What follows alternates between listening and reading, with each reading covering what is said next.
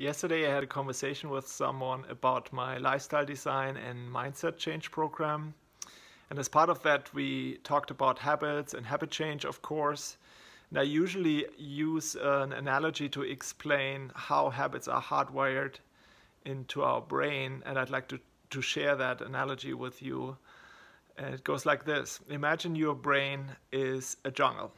A thick jungle that has a lot of roads that go through it, and these are the roads that you usually take to go or to get through the jungle.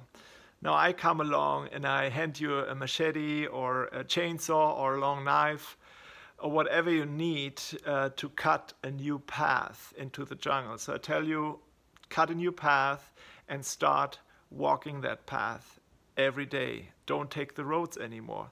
What happens to the path? In the beginning, this new path that you created is very narrow, of course, but the more often you walk it, the wider it gets. What happens to the roads? The roads are getting overgrown by the jungle. Over time, the jungle is taking the roads back, and at one point you cannot even see them anymore. The same effect, in a very simplified way, is happening in your brain.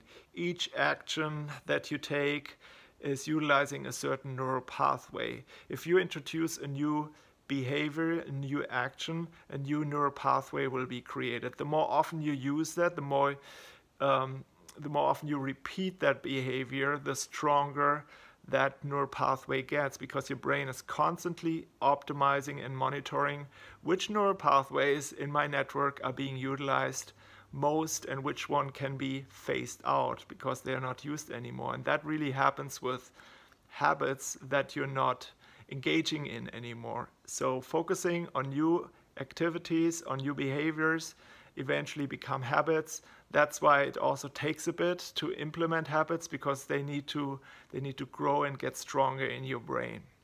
That's all I wanted to share. I hope it was helpful. Take care. Bye.